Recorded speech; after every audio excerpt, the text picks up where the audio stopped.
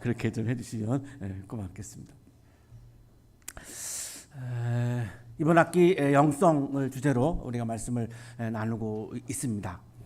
지난 학기에 원역사, 창세기 원역사를 통해서 본래 세상은 어땠나, 본래 인간은 어떤 존재였는가를 한 학기 동안 묵상을 했고요. 그리고 이제 창세기 12장부터 50장까지가 이제 족장사인데요. 아브라함, 야곱, 요셉 이렇게 세 사람을 대표적인 족장으로 우리가 들 수 있는데 이 사람들이 신앙의 원조죠. 그래서 이 사람들의 신앙이 어떤 신앙이었는가, 이 사람들의 영성이 어떤 영성이었는가를 우리가 지금 살펴보고 있고, 지난주에 우리 야곱의 영성을 우리가 보았습니다. 오늘 이제 요셉의 영성을 볼 차례인데, 오늘이 성목요일입니다. 예수님이 십자가에 달리시기 전날이어서 오늘은 이제 예수님의 영성을 좀 보고, 그리고 다음 주는 또 부활절입니다. 그래서 또 부활에 대한 영성을 우리가 한번 보고, 그리고 그 다음 주에 다시 이제 창세기로 돌아가서 요셉의 영성을 그렇게 보는 것으로 진행을 하려고 합니다. 1933년 1월 30날 독일의 대통령 힌덴부르크가 국가사회주의 독일 노동자당, 굉장히 긴데요. 이 당의 총재가 아돌프 히틀러입니다. 이 히틀러를 이 독일의 수상으로 임명을 했습니다. 히틀러는 쿠데타를 일으킨 사람이 아닙니다. 합법적으로 수상에 오른 사람입니다. 이 국가사회주의 독일 노동자 당 당원들을 우리가 그냥 편안하게 나치 이렇게 이제 부르는 거죠. 이 수상이 되면서 이제 집권에 성공을 하죠. 그리고 이제 여러 가지 이제 이 구호를 외치는데 그 중에 하나가 반유대주의입니다. 그러니까 모든 독일인들이 이제 공격 대상을 찾은 겁니다. 근데 그 약자를 찾죠, 대부분 그럴 때. 유대인이 이제 그 당시에 약자 중에 한 부류인데, 유대인을 찾아가지고 전 국민이 공격을 하게 만드는 겁니다. 이게 이제 통치 하나의 수단입니다. 정치하는 사람들의. 우리나라도 이런 면들이 많이 있습니다. 그래가지고 유대인 인종 청소를 시행합니다. 무려 600만 명의 유대인을 학살을 합니다. 유대인 인종 청소죠. 이거를 공무원으로서 이 600만 명을 학살하는 집행을 한 사람이 아이히만이라고 하는 사람입니다. 예, 나치의 2인자라고 이제 불리우죠. 이 사람은 공무원입니다. 그런데 이제 독일이 항복을 하죠. 실패하고 항복을 하니까 이 아이히만이 아르헨티나로 도망을 갑니다. 도망을 가서 이 자동차 공장에 이제 기계공으로 변장을 해가지고 완전히 변장해가지고 알아보기가 어려울 정도로 그렇게 변장을 해가지고 이제 기계공으로 이제 은신해가지고 거기서 삽니다. 근데 이제 이스라엘에 아주 유명한 그 대외 정보기관이 있습니다. 모사드라고. 아이폰 비밀번호까지 다 푸는 기관입니다. 여기가. 이 사람들이 결국은 찾아냈습니다. 그래가지고서 이제 이스라엘로 이제 압송해 오죠. 그리고 이제 예루살렘 법정에 이제 세웁니다. 그래서 재판이 이제 시작됩니다. 이 재판을 꼭 보고 싶은 한 여성이 있었습니다. 야스퍼스 한번 말씀을 나눴었는데, 야스퍼스 제자였던 독일의 여성 철학자 한나 아렌트라고 하는 사람입니다. 근데 기자가 아니면 이 법정에 들어갈 수가 없습니다.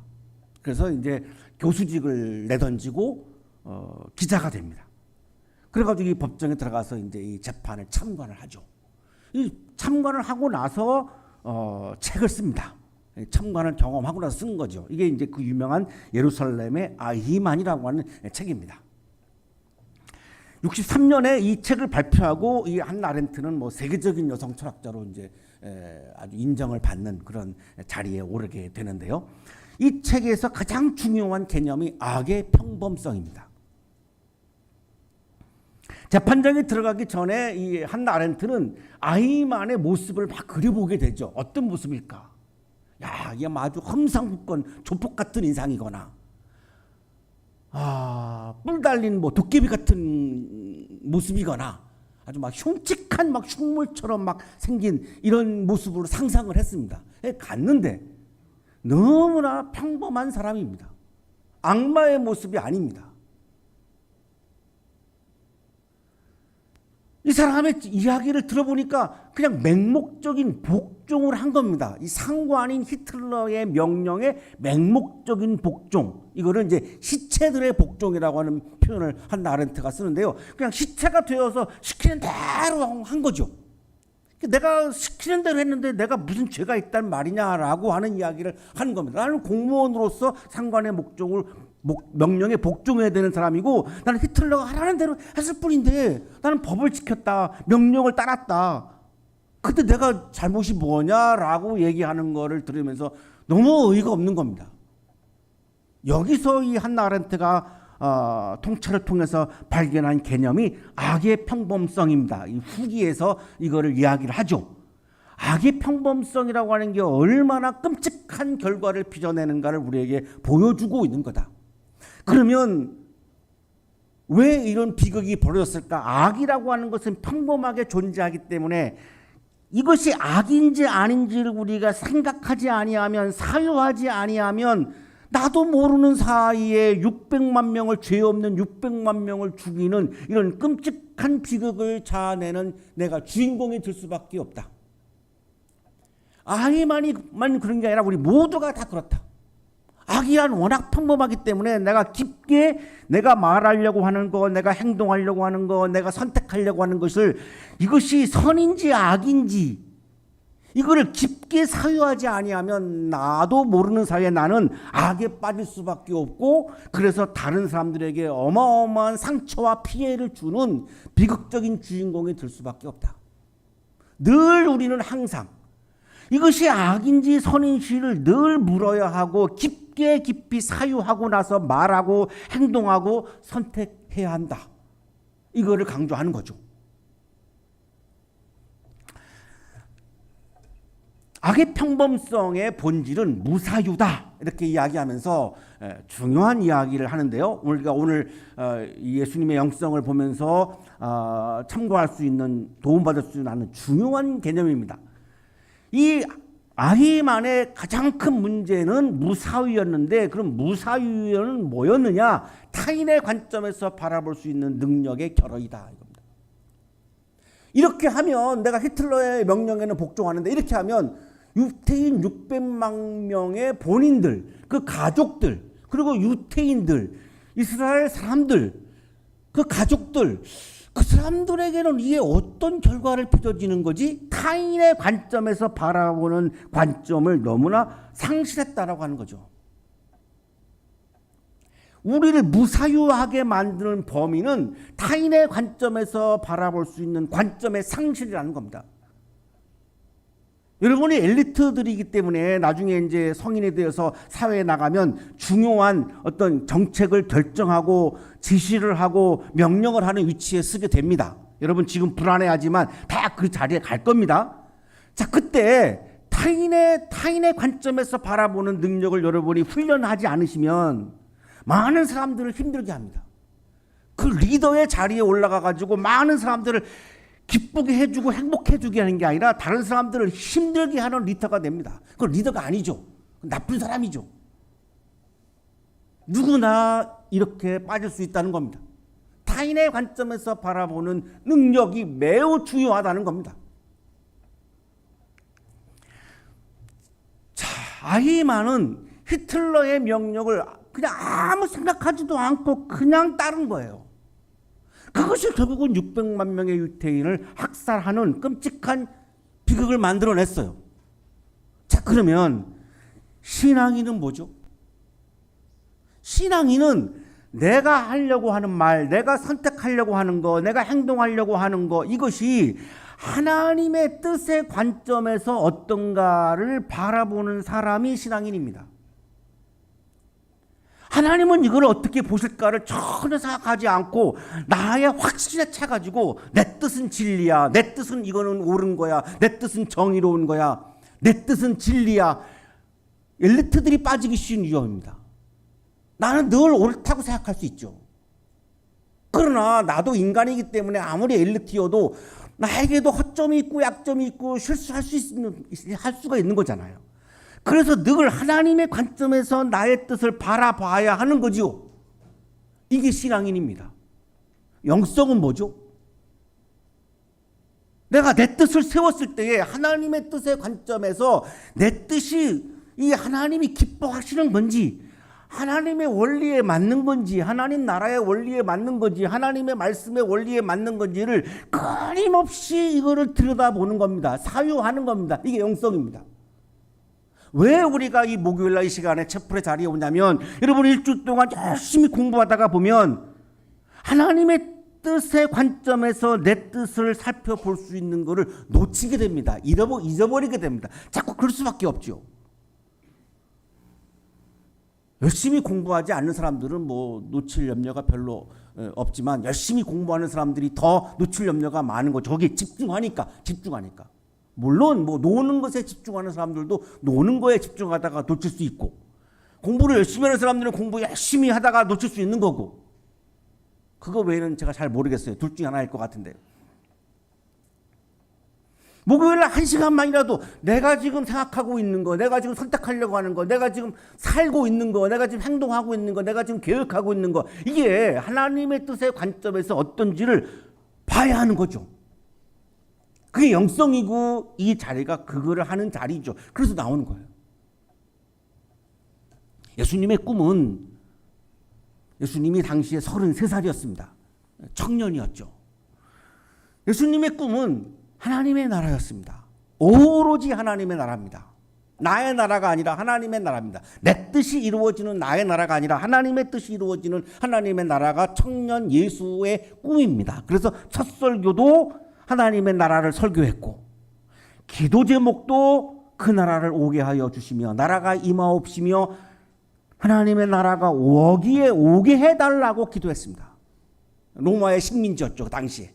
하나님의 나라가 와야 모든 사람들이 행복하게 살 거 아닙니까? 로마의 압제 밑에서 어렵고 힘들게 살고 있는 그 사람들이 당장 지금 하나님의 나라가 와야 되는 거예요. 이게 예수님의 꿈이에요.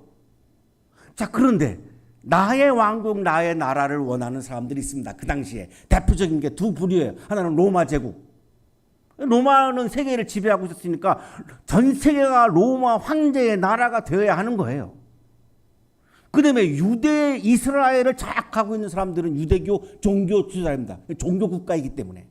지금도 이란 같은 나라도 종교 지도자가 실권을 다 갖고 있는 것처럼 마찬가지입니다. 종교 국가이기 때문에 종교 지도자들의 나라예요. 그래서 그 기득권을 누리고 있고 뭐 어마어마한 권력을 누리고 있는 거죠. 그런데 예수님이 나타나가지고 하나님의 나라를 얘기하니까 내 나라가 위험해지거든요. 그래서 이 두 세력이 예수님을 죽이려고 나서는 겁니다. 그래서 결국은 성금요일 내일인데요. 결국은 예수님을 죽이죠. 그래서 이때 예수님은 어떤 게 하나님의 뜻인가를 묻습니다. 묻고 나서의 결론은 뭐냐면, 하나님의 나라를 위해서 내가 제물로 드리자. 내 생명을 제물로 드리자. 이게 십자가 사건입니다. 내 제물로 드리기로 결단한 거예요. 사실 가족도 떠났고 결혼도 안 하셨고 뭐 직장도 없으셨고 좀 결단하기가 쉬운 면은 있지만, 아무리 그래도 사람이 내가 내 생명을, 내 목숨을 제물로 드린다, 쉽지 않은 거죠. 그런데 하나님의 나라가 워낙 중요한 가치였기 때문에 예수님은 하나님의 뜻의 관점에서 본 거예요. 그랬더니 내가 내 생명을 제물로 드리는 게 하나님의 뜻에 맞다라고 본 거예요. 그래서 그걸 실천한 거예요. 그래서 이것을 위해서 이제 지난 일요일 날 예루살렘 성에 입성하죠. 여기 보시면 지금 종려나무 가지가 있는데 사람들이 막 종려나무 가지를 이 바닥에다가 막 깝니다. 그리고 이제 월요일 날 성전에 들어가 가지고 성전을 막 다 때려 부수고 막 정화합니다. 너무나 크한 성전이었기 때문에. 그리고 화요일 날 유대 종교사들과 이제 논쟁을 벌이고 수요일 날부터 이제 예수님을 죽이는 음모가 시작되고 이제 목요일, 오늘 성목요일이 온 거예요. 여러분 잘 아시는 유명한 최후의 만찬을 하죠. 그리고 마지막 설교를 하시고, 그리고 제자들과 함께 겟세마네라고 하는 동산으로 가십니다. 가서 여기에 앉아 있어, 제자들이 그렇게 말해요. 여기 앉아 있어. 어디에 있어야 되는가를 자리를 이렇게 딱 이제 이렇게 지정을 해줘요. 자리를 지키라는 거예요.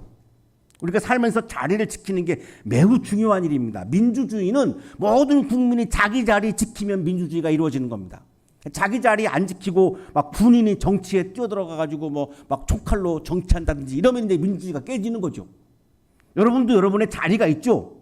공부하는 자리, 채플의 자리, 자녀로서의 자리, 제자로서의 자리가 있잖아요. 그 자리를 잘 지키는 게 중요하다는 거예요. 예수님 제자들한테 그렇게 말씀하는 거죠. 근데 이제 가룟 유다가 그 자리를 뜬 제자 중에 딱 유일한 사람입니다. 결국은 끔찍한 일을 저지르죠. 자기 자리를 지키지 않았기 때문에. 베드로, 야고보, 요한 딱 세 제자를 지목해가지고 겟세마네 동산에서 더 깊은 곳으로 가셔요. 이때 예수님의 감정은 두 가지입니다. 놀라움, 괴로움입니다. 왜 예수님은 놀라셨고 괴로웠을까요? 죽음 때문에? 아닙니다. 예수님의 감정의 이 놀라움과 괴로움은 하나님으로부터 버림받았기 때문입니다. 내가 죽을 지경이다 이렇게 말씀하세요. 내가 죽을 지경이다. 왜? 나는 하나님으로부터 버림받았다. 십자가상에서 이렇게 말씀하죠. 하나님 어찌해서 나를 버리셨습니까? 엘리 나마 사박다니. 하나님으로부터 버림받은 걸 너무나 고통스러워한 겁니다. 우리가 살면서 누군가에게 버림받으면 힘들잖아요. 연애하다가 이렇게 애인한테 버림받으면 힘들잖아요. 막 자살도 막 생각하잖아요. 이 버림받는다는 게 그렇게 힘든 거예요. 여러분이 채플 자리에 안 나오시면 우리를 버리는 거예요. 저 상처받아요. 저는 이미 6번 실현당하면서 버림을 너무나 많이 고통을 겪은 사람이에요. 더 이거 당하면 안 돼요. 살 수가 없어요.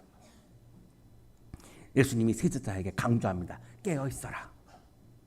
자, 이 깨어 있어라가 굉장히 이게 중요하면서도 좀 난해한 귀절인데, 그리스어로 레고레이트라고 하는 단어인데 영어 성서는 정확하게 번역을 해요. watch. 보라는 거예요. 깨어 있어라고 하는 말씀은 잠들지 말고 의식이 깨어 있어서 보라는 거예요. 뭘 봐야 합니까? 현실을 봐야죠. 현실하고 너무 동떨어진 사람 우리가 보면 참 힘들어요. 그죠? 요즘 선거 때도 보면 현실과 너무 동떨어진 분들이 있잖아요. 너무 우리가 볼 때 참 힘들어요. 여러분도 여러분의 현실을 직시해야 됩니다. 자기 자신을 봐야 됩니다. 진지하게 나를 늘 성찰해야 됩니다. 채플의 자리는 나를 성찰하는 자리입니다. 진리를 봐야 됩니다. 내가 이익을 보려고 거짓을 선택하다든지 편법을 쓴다든지 불의를 선택하다든지 그건 청년이 할 선택이 아니에요. 젊은이가 선택할 삶의 모습이 아니에요. 이게 진리인지를 봐야죠. 이게 정의인지를 봐야죠. 그 다음 가장 중요한 거 한나 아렌트가 강조한 거죠. 타인의 관점에서 봐야죠. 이 내 선택이 다른 사람에게 피해가 가는지를 봐야죠. 마지막 가장 중요한 거, 우리가 신앙인이니까 하나님의 관점에서 봐야죠. 내가 이렇게 하려고 하는 게 하나님의 관점에서 어떤지를 봐야죠. 이게 깨어있으라고 하는 그레고레이트라고 하는 단어의 의미입니다. 예수님이 이거를 말씀한 거예요. 예수님 엎드려가지고 기도합니다. 이 잔이 지나가게 해 주십시오. 살고 싶었어요. 예수님의 뜻은 살아서 하나님의 나라 운동을 하는 거예요. 살고 싶었어요. 여기서 잔은 죽음을 의미합니다. 유대교 문헌에 이 잔을 다 죽음으로 그렇게 상징하거든요. 유대교 문헌에. 그러니까 여기서 잔은 죽음을 의미합니다. 이 죽음이 지나가게 해주세요. 나 살고 싶어요. 내가 살아서 하나님의 나라를 이루면 되지 않습니까? 하나님 왜 나를 죽게 내버려 둡니까? 나를 왜 버리십니까? 나 살고 싶어요. 이게 예수님의 뜻이에요. 근데 하나님의 뜻은 뭐죠? 죽으라는 거예요. 제물로 바치라는 거예요. 하나님의 나라를 위해서 너 목숨을 생명을 제물로 바치라는 거예요. 나의 뜻과 하나님의 뜻이 충돌합니다. 늘 우리가 지금 직면하고 있는 과제죠. 나의 뜻과 하나님의 뜻이 계속 충돌하잖아요. 예수님도 지금 여기 지금 충돌하는 거예요. 이때 예수님은 깨어 있었습니다. 사유합니다. 살아서 내가 하나님의 나라를 이루려고 하는 나의 뜻이 하나님의 뜻의 관점에서 맞는지를 사유합니다. 무조건 그냥 결정을 한 게 아니고 따른 게 아니고 깊이 깊이 기도하면서 사유한 거죠. 이게 예수님이 기도예요. 사유했더니 기도했더니 결과는 뭐예요? 하나님의 뜻을 따르는 거예요. 내 뜻을 내려놓는 거예요. 그래서 이렇게 기도합니다. 내 뜻대로 하지 마시고 아버지의 뜻대로 하여 주십시오. 이게 영성입니다. 이게 예수님의 우리에게 보여주고 있는 영성입니다. 신앙인은 내 뜻이 아니라 하나님의 뜻을 따르는 사람입니다. 영성은 내 뜻대로 사는 게 아니라 하나님의 뜻을 따르는 것이 영성입니다. 역사신학자 이우정 교수는 참된 영성은 하나님의 뜻을 따르는 것이라고 설명을 해줍니다. 참된 영성의 출발점은 우리가 그리스도의 십자가를 본받아 자신을 부정하는 데 있습니다. 내 뜻을 내려놓는 데 있습니다라고 하는 의미죠. 하나님 없는 현대인, 또한 하나님을 믿는다고 하면서도 하나님의 뜻보다는 자신의 이익과 영광, 탐욕에 더 관심을 기울이는 이름뿐인 오늘날의 그리스도인들에게 교만은 그 쓴 뿌리를 깊이 받고 있다고 생각됩니다. 하나님의 뜻을 내던지고 내 뜻을 고집하는 것을 교만이라고 말하는 거죠. 그 반대편으로 내 뜻을 내려놓고 하나님의 영성을 따르는 것이 참된 영성이라고 우리들에게 설명을 해줍니다.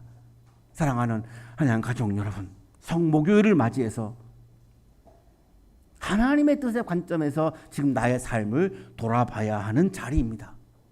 그 시간입니다.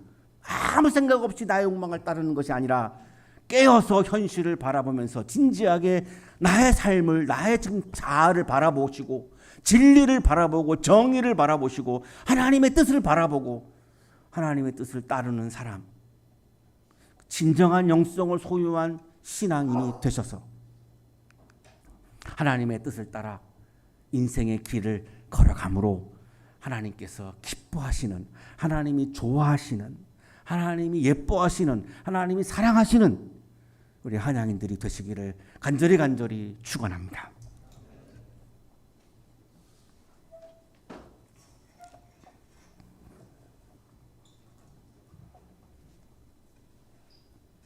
거룩하신 주님, 하나님의 뜻으로 내 뜻을 살펴보지 못할 때가 많습니다. 내 뜻이 진리임을 확신할 때도 많습니다. 날마다 매 순간 하나님의 뜻의 관점에서 나의 뜻을 살펴보는 영성을 부어 주옵소서. 그래서 내 뜻을 내려놓고 하나님의 뜻을 따라서 살아가는 아름다운 신앙인으로 살게 하여 주옵소서. 그 길에 진리의 기쁨과 정의의 기쁨과 하나님 나라의 기쁨이 충만함을 믿습니다. 우리 모든 한양인들이 그 기쁨의 길을, 진리의 길을, 하나님의 나라를 향한 길을 아름답게 걸어가게 하여 주옵소서. 예수 그리스도의 이름으로 기도하옵나이다.